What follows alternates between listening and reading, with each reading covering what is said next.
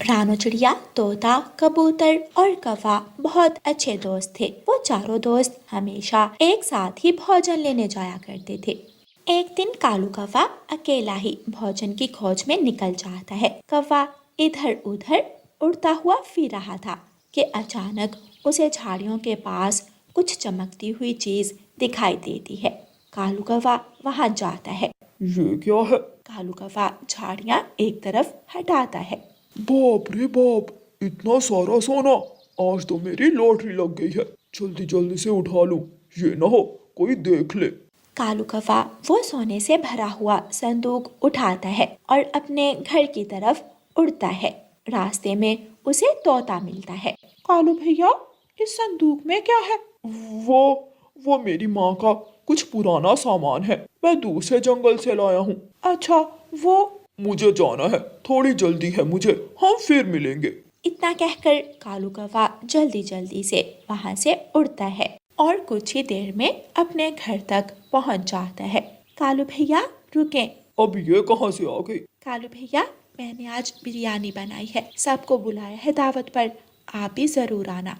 हाँ हाँ, आ जाऊंगा। इतना कहकर कालू कौवा अपने घर जाकर दरवाजा बंद कर लेता है। रानो चिड़िया कालू कौवे का बदला हुआ व्यवहार देखकर हैरान रह जाती है। ये कालू भैया को क्या हो गया आज? एकदम बदला हुआ मूड है इनका।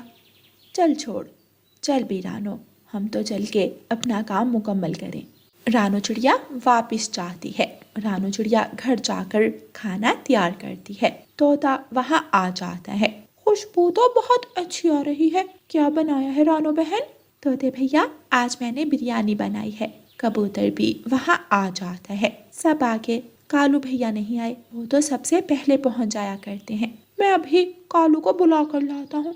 रानो चिड़िया, आप तब तक बिरयानी डाल कर रखें हमारे लिए। तोता वहां से उड़ता है और कालू कौवे के घर की तरफ जाता है। सोना सोना, इतना सारा सोना! कालू कौवे ने सारा सोना अपने घोंसले के पास बखेरा हुआ था और वो खुशी से नाचता फिर रहा था। कालू कौवा बहुत खुश था। दरवाजे पर दस्तक होती है। अब ये कौन आ गया?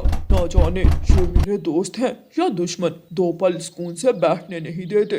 कालू कौवा गुस्से में बाहर जाता है। क्या है? क्यों आए हो यहाँ? वो रानो बहन ने बिरयानी। नहीं खानी मुझे बिरयानी। जाओ, चले जाओ यहाँ से और दोबारा यहाँ मत आना। तोता परेशान होकर वहां से वापस चला जाता है और सारी बात रानो चिड़िया और कबूतर को बताता है। ऐसा भी क्या जो कालू भैया ने बिरयानी खाने से इनकार कर दिया? जरूर कोई राज की बात है जो कालू भैया हमसे छुपा रहे हैं। हाँ, कुछ तो है। हाँ, याद आया। मैंने कालू को एक संदूक लाते हुए देखा था। कह रहा था कि उसकी माँ की जरूरी चीजें हैं उसमें। मुझे तो लगता है उसमें कुछ और ही होगा जो वो हमसे छुपाना चाह रहा है। जो भी हो, मुझे तो बहुत भूख लग रही है। मुझे तो जल्दी से बिरयानी दे दे। फिर वो सब मिलकर मजे मजे से गर्मा गर्म बिरयानी खाते हैं। यूं ही दिन गुजरते गए और कालू कौवे का व्यवहार सबके साथ बदलता गया। एक दिन सब पक्षी भोजन की खोज के लिए जा रहे थे कि वो कालू कौवे के घर जाते हैं और दरवाजे पर दस्तक देते हैं। मुझे भोजन लेने नहीं जाना, तुम सब जाओ।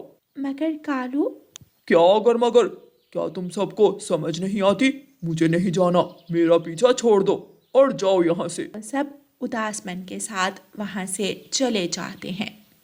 आइंदा हम कालू भैया के घर नहीं जाएंगे और ना ही उन्हें तंग करेंगे।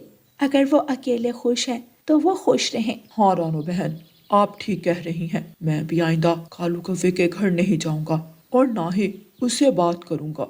मैं भी नहीं जाऊंगा। मेरी तो सबसे ज्यादा इंसल्ट की है कालू ने। वो हमारी दोस्ती सब भूल गया है। कालू कौवा अपनी ही दुनिया में मगन था। कालू कौवा लुहार पक्षी के पास जाता है। मुझे एक बहुत बड़ा और सुंदर घर बनाना है। क्या तुम ये माला लेकर मुझे घर बना दोगे? लुहार पक्षी वो सोने की माला देखता है। क्या ये सोने की माला है? हाँ हाँ, खाली सोने की है और बहुत ज्यादा कीमती माला है ये। ठीक है, मैं तुम्हारा बहुत सुंदर घर बनाऊंगा। सारा जंगल देखता रह जाएगा।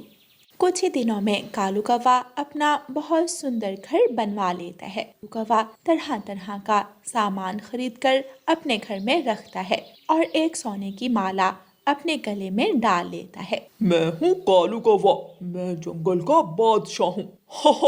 कितना मजा आ रहा है।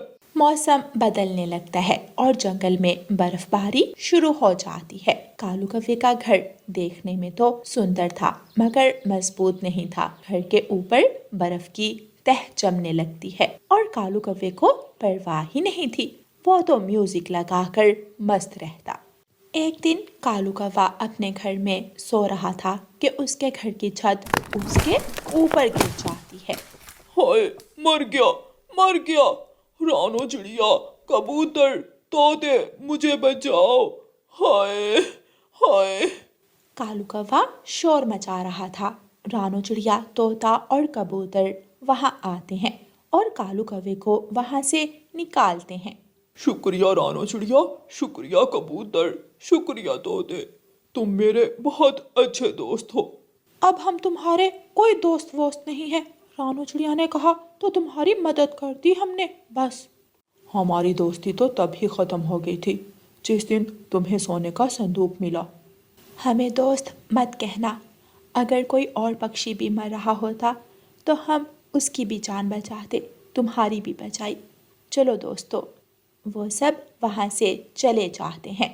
कालू कौवे को अपने किए पर बहुत शर्मिंदगी थी।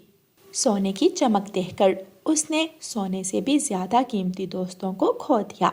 अब कौवा हमेशा उदास जंगल में यहाँ वहाँ भटकता रहता। प्यारे दोस्तों, इस कहानी को लाइक, अपने दोस्तों के साथ शेयर और चैनल को सब्सक्राइब करना बिल्कुल मत भूलना।